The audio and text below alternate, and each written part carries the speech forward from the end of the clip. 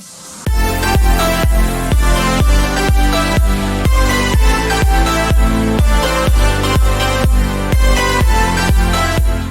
Audi है ना, चार साल का देखते पहचान करते हैं, तो ऑडी है, उड़ता घोड़ा फरारी है। उसी तरह एक्स, इसको बोलते हैं एक्स के सर पर बाल, जैसे मैंने सफेद बाल, बाल चलेगा। उसी तरह एक्स के सर पर बाल यानी एक्स बाल किसका अच्छे हैं, मस्त है। इतने लोग चैनल में आगे जल्दी सब्सक्राइब करिए भाई, फॉलोअर को बढ़ाइए आगे। काहे इतना स्लो है आप लोग, लॉकडाउन में क्या कर रहे हैं, बढ़ाइए चैनल हमारा। देखिए इसीलिए आपके लिए नया ला दिए सब्जेक्ट स्टैटिक्स। अब आपके सामने स्टैटिक्स का भी वीडियो क्या होता रहेगा, आता रहेगा। तो आपको पता है किसी भी सब्जेक्ट को पढ़ाने से पहले मैं इसका इंट्रो समझाता हूं। क्या है स्टैटिक्स? देखो स्टैटिक्स पहले जान लो, स्टैटिक्स क्या है और किस क्लास के लिए इंपॉर्टेंट है। देखो अगर क्लास की बात करें तो inter first year, UP board, CBSE board, ICSE board तीनों पूछता है। और बीकॉम फर्स्ट ईयर, देखो बीकॉम में आपको बुक दिखा दो, ज्यादा पतला नहीं है, इतना पतला है बस। इसको आपको 2 महीने में क्या करना है, खत्म करना है, ठीक है। तो बीकॉम फर्स्ट ईयर और इंटर फर्स्ट ईयर में पूछे जाते हैं स्टैटिक्स से काफी क्वेश्चन, 100 नंबर के क्वेश्चन आते हैं। और ये दावा मेरा है कि मैं आपको बहुत इजीली स्टैटिक्स क्या करूंगा, पढ़ा दूंगा। आज से स्टैटिक्स का वीडियो भी आपके सामने है। तो सबसे पहले हम जानते हैं स्टैटिक्स क्या है। देखो स्टैटिक्स मतलब होता है सांख्यिकी, डाटा, यानी स्टैटिक्स में हम लोग क्या करते हैं, डाटों का कलेक्शन करते हैं। क्या करते हैं, डाटा का कलेक्शन करते हैं। यूपीएससी एग्जाम में बच्चे सेलेक्ट होते हैं, उसमें स्टैटिस्टिकल ऑफिसर भी बनते हैं, ठीक है। ये एक यूपीएससी यानी पीसीएस ट्रेन का क्या होता है, ऑफिसर होता है जो सरकार के सभी डाटा को क्या करता है, कलेक्ट करता है, ठीक है। अब स्टैटिस्टिक्स का जन्मदाता कौन है, या एंट्रेंस एग्जाम में पूछता है स्टैटिस्टिक्स के जन्मदाता कौन है, कहां से आया ये स्टैटिस्टिक्स, कहां आया स्टैटिस्टिक्स। अरे गणित से उसमें बच्चे भागते, बहुत गणित आ गई, स्टैटिस्टिक्स कुछ अलग नहीं है, उसी से है पर थोड़ा सा आसान है। तो स्टैटिस्टिक्स कहां से आया है, जर्मन से आया है। कहां से आया है, यानी एक विद्वान थे जर्मन में जिन्होंने 1749 में इसका आविष्कार किया। कसम से उस समय होते साले गला दबा देते हैं, बच्चे बड़े परेशान होते हैं, मैं से पीछा छुड़ाते छुड़ाते कॉमर्स लिया, साला कॉमर्स में इतना मोटा बुक आ गया स्टैटिक्स, चलो जाएगा बात तो पढ़ना ही पड़ेगा। तो इसके फादर ऑफ स्टैटिस्टिक्स के कौन है, नाम सुनिएगा, बड़ा टेढ़ा नाम ऐसा लग रही है, ऐसा नाम काहे लगते हैं यार, ऐसा कैसा बोली ना, तो हिंदी निकले वाली तब वो पढ़ लेने दिक्कत होता। सुने, गॉटफ्राइड आकेनवाल, गॉटफ्राइड आकेनवाल जो है फादर ऑफ स्टैटिस्टिक्स है। इतना याद करने दूरी लग गई सर, हम लोग कितना अच्छा नाम होता है, रामशीला, जमाने में रामशीला है, सिंपल सिंपल नाम होता है, ठीक है। अब आओ स्टैटिस्टिक्स में न्यूमेरिकल क्या आता है। देखो स्टैटिस्टिक्स की थ्योरी बड़ी टेढ़ी होती है यार, बीकॉम के बच्चों के लिए मैं बताऊं, आप थ्योरी याद करो ना, उसी में घमचिया जाओगे, इतने टेढ़े टेढ़े लैंग्वेज होते हैं उसमें। उसके लिए सबसे बेटर है आपके लिए आप उसका न्यूमेरिकल तैयार करें बीकॉम फर्स्ट ईयर के लिए। 100 नंबर में ये मान लो कोई 180 नंबर के पेपर बनाए जाते हैं, इसमें 100 नंबर करने होते हैं और 100-125 नंबर का तो सिर्फ न्यूमेरिकल पूछता है। न्यूमेरिकल आप लगा दो तो आपका 80 तो आना ही है, वो तो पार हो जाएगा। न्यूमेरिकल में सबसे पहले आता है मीन, समांतर माध्य। ये क्या होता है इसमें, समांतर माध्य मतलब एवरेज, किसी का क्या निकालना, एवरेज निकालना। और मैं बताऊं स्टैटिस्टिक्स में सबसे अच्छी चीज क्या है, इसमें हर एक न्यूमेरिकल जो रिलेशन है सबका एक सिंबल होता है।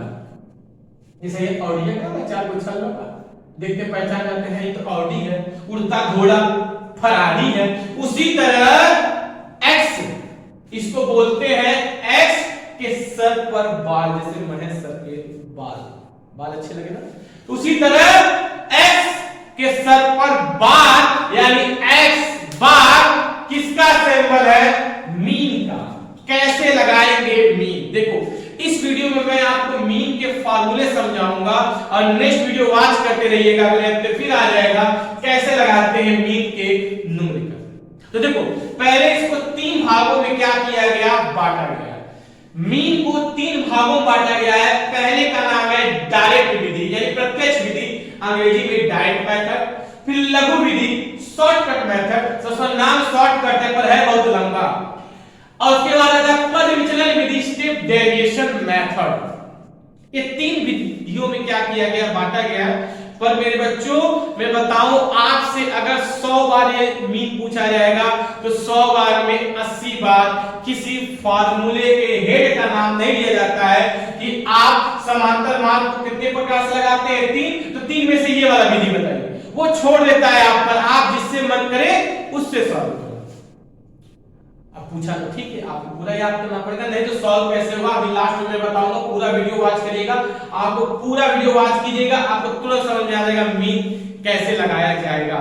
ठीक है, न्यूमेरिकल देखने के लिए अगला वीडियो देखिए। देखिए अब पहला है प्रत्यक्ष विधि, सब में 3-3 श्रेणी बांटे गए, 3-3 सीरीज। तो देखो डायरेक्ट में 3 आता है, व्यक्तिगत श्रेणी इंडिविजुअल सीरीज, खंडित श्रेणी डिस्क्रीट सीरीज और सतत श्रेणी कंटीन्यूअस सीरीज, यानी क्वेश्चन 3 श्रेणी में आते हैं। इंपॉर्टेंट है पहचाने कैसे कि कौन से सीरीज में हम कौन सा फार्मूला लगाएं। देखो पहले फार्मूला बताते हैं फिर क्वेश्चन को पहचानना बताते हैं। अब मान लो व्यक्तिगत सीरीज है यानी व्यक्तिगत श्रेणी है, इंडिविजुअल का फार्मूला होता है x बार मीन नहीं लिखेंगे, उसके सिंबल को लिखेंगे, एग्जामिनर जान जाएगा। x bar is equal to सभी पदों का योग और सभी पदों की संख्या, यानी सभी पदों का योग मतलब हो गया टोटल आप आइटम है, जितने भी आइटम उसका टोटल कर ले और उन्हीं आइटम के नंबर से क्या करते हैं हम लोग डिवाइड कर देते हैं। इसको हम शॉर्टकट में लिखते हैं सिग्मा x अपान n। देखो ये जो दिख रहा है ना ऐसे दांत चिरेले वाला है, इसको सिग्मा बोलते हैं हम लोग। क्या बोलते हैं? सिग्मा। ये स्टैटिकल वर्ड में इसको क्या बोला जाता है? सिग्मा। तो हम इसको बोलेंगे सिग्मा x अपान n। ये हो गया व्यक्तिगत का फार्मूला। अब खंडित का फार्मूला क्या है? यही अब इतना बड़ा हिंदी कॉल लिख के मैंने शॉर्ट कर लिख दिया। अब देखो इसमें बस कुछ एक फार्मूला सेम होता है, बस पिछवा में यह आ जाता है, पिछवा में कौन आ जाता है? यह। तो खंडित का यानी डिस्क्रीट सीरीज का में क्या आता है? यह आता है। यह क्या? यह मतलब होता है फ्रीक्वेंसी। फ्रीक्वेंसी मींस आकृति। अभी बता दे कैसे पहचानते हैं। उसके बाद कंटीन्यूअस सीरीज का दोनों का फार्मूला सेम, बस अंतर क्या है? यहां n है तो यहां पे सिग्मा f, दोनों का मतलब टोटल ऑफ नंबर, दोनों का मतलब टोटल ऑफ नंबर। देखो पहले पहचानना सीख गया, उसके बाद हम आगे बढ़ते हैं। पहचानने को जब क्वेश्चन आपको सिंपल दिया, जैसे मान लो दिया हुआ है मजदूरों की संख्या 4 6 10 15 2, एक सिंपल फ्लो में क्वेश्चन दिए गए। क्वेश्चन क्या दिए गए? सिंपल फ्लो में स्कूलों में बच्चों की संख्या, इनकम, यानी एक लाइन बस दे दिया गया हो और कुछ ना दिया गया हो तो उसको हम लोग बोलते हैं इंडिविजुअल सीरीज। पर खंडित श्रेणी में क्या होता है? यहां पर एक वर्ड और यूज करते हैं। अब यहां मान लो ऐसे आएगा, ये मान लो दिया हुआ है इनकम, अब यहां बता देगा नंबर ऑफ वर्कर, यानी संख्या दे देगा 3 6 12 14 या 20, यानी अब ये बताता है ऐसे कि 4 रुपए कमाने वाले 3 लोग, 6 रुपए कमाने वाले 6 लोग, 10 रुपए कमाने वाले 12 लोग, 15 रुपए कमाने वाले 14, यानी 15 रुपए पहले के जब मैंने शुरू में बताया तो सिंपल लो में दिया जाएगा, यानी चौथा बंदा 15 रुपए कमा रहा, तीसरा बंदा 10 रुपए कमा रहा, दूसरा 6 कमा रहा। पर जब खंडित आएगा तो यहां पर नीचे फ्रीक्वेंसी दे देगा। फ्रीक्वेंसी मतलब वो ऐसे बताएगा कि 6 रुपए कमाने वाले 6 लोग, दूसरा बंदा नहीं, 10 रुपए कमाने वाले 12 लोग, 15 रुपए कमाने वाले 14 लोग, यानी अब कमाने वाले एक, यानी एक आइटम कमाने वाले काफी लोग हैं, उसको बोलते हैं लोग खंडित श्रेणी। और जो नंबर दिया होता है कितने कमाने वाले, यही होता है हम लोग का f। और उसके बाद सतत यानी कंटीन्यूअस सीरीज को पहचानना सबसे आसान होता है। इसमें आपको क्लास इंटरवल दिया होता है, ऐसे दिया 0 से 10, 10 से 20, 20 से 30, 30 से 40, यानी एक फ्लो में दिया जाएगा इतने से इतना। ठीक है, अब मान लो यहां पर नीचे पीरियड दिया जाएगा 4 6 2 3, तब वो ये बोल रहा है कि क्लास यानी 0 से 10, 0 से मतलब इनकम मान लेते हैं तो 0 से 10 रुपए कमाने वाले 4 लोग, 10 से 20 रुपए कमाने वाले 6 लोग। मुझे नहीं क्लियर कितने लोग कितना रुपया कमा रहे हैं, बस वो बता रहा है कि 20 से 30 रुपए कमाने वाले 2 लोग हैं। कोई 20 रुपए भी कमा सकता है, कोई 22 रुपए भी कमा सकता है, पर 20 से 30 के बीच में कितने लोग हैं? 2 लोग। यानी जब सिंपल दिया हो एक लोग की इनकम तो व्यक्तिगत सीरीज यानी इंडिविजुअल सीरीज। जब वो रुपए कमाने वाले कई लोग होंगे तो खंडित सीरीज यानी डिस्क्रीट सीरीज। और उसके बाद जब आपको क्लास इंटरवल दिया गया वो है आपका कंटीन्यूअस सीरीज। क्लियर हो गया? सीरीज पहचान लिया। इसके बाद देखो आता है, अब सीरीज तो आप जान लिए, अब आ गया लघु विधि शॉर्टकट मेथड। नाम शॉर्टकट थोड़ा सा पर बड़ा है। अब इसमें आप इंडिविजुअल सीरीज देखो, सीरीज तीनों वही रहेंगे सभी में। इंडिविजुअल सीरीज अब मैंने दोनों को यहां मिला दिया, खंडित और सतत देखो यहां डिस्क्रीट और कंटीन्यूअस को मैंने मिला दिया क्योंकि सबका फार्मूला सेम है। यानी डिस्क्रीट और कंटीन्यूअस का नाम अलग है पर दोनों में फार्मूला क्या होता है सेम, बस अंतर क्या होता है, इसमें अपान एन होता है, इसमें सिग्मा एफ होता है। इसका मतलब ये होता है नंबर ऑफ प्रोटॉन। ठीक है, अब देखो यहां उसका फार्मूला कैसे यहां निकालते हैं, x bar is equal to, अगर आपसे कहा गया मीन का शॉर्टकट लगाइए, अब क्वेश्चन दिया गया हो इंडिविजुअल सीरीज में तो उसमें फार्मूला क्या लगाएगा, a plus sigma dx upon n। तो a यहां क्या होता है, a आपको एज्यूम करना होता है।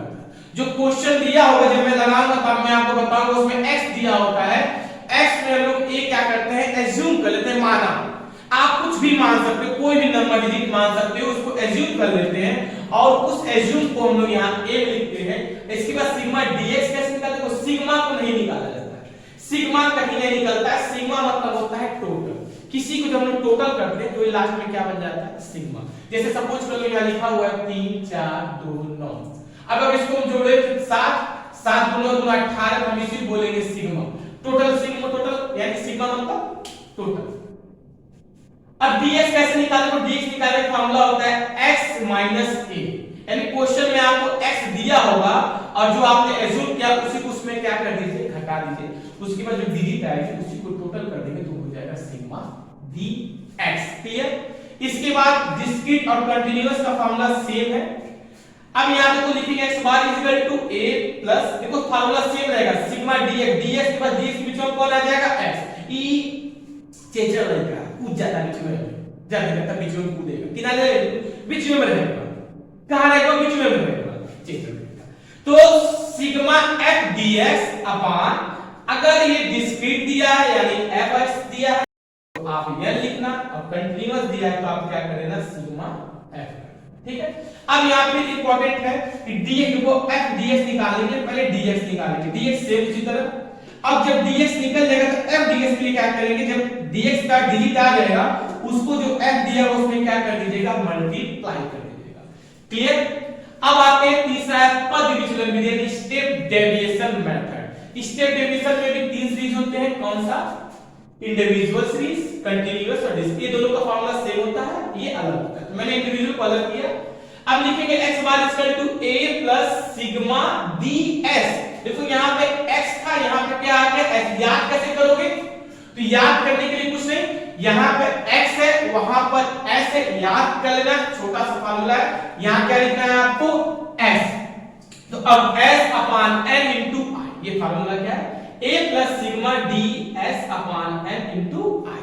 अब यहाँ देखो क्या है, i क्या है, ds का, क्योंकि ds निकालने के लिए क्या करना पड़ेगा आपको, dx अपान i। देखो x में i का क्या करना है, भाग, तो dx कैसे निकलेगा, dx मैंने यहाँ समझाया है, पहले आप dx निकालो x में से a माइनस करके, फिर जो आएगा उससे फिर ds निकालेंगे, उसमें i डिवाइड करेंगे। i क्या होता है, देखो i का मतलब होता है x के बीच का अंतर। जो आपको x दिया होगा, जैसे x मान लो दे रहा है 2 4 6 8 10, तो इसके बीच का गैपिंग कितना है, 2, कोई 2 क्या हो जाएगा आपका i। इस सभी चीजें क्लियर होंगी, यदि आप देखोगे तो आप बहुत डर जाओगे, इस तरह कैसे लगाने का, तो टेंशन नहीं लेना, ये सभी चीजें हल होंगे जब मैं क्वेश्चन न्यूमेरिकल लगाऊंगा, एकदम शॉर्टली आपको क्या करेंगे, हम क्लियर समझेंगे। ठीक, ये देखने में इतने फार्मूले हैं पर सारे क्वेश्चन मेरे भाई ये जब भी लगते हैं किस पर लगते हैं आपके, यानी डिस्क्रीट सीरीज को याद कर लो और एक इंडिविजुअल, इसी का पूरा क्वेश्चन क्या हो जाएगा, इसका सॉल्व हो जाएगा। किसी तरीके से लगाएंगे आंसर क्या होगा, सेम आता है। क्लियर, आंसर क्या आता है, सेम आता है।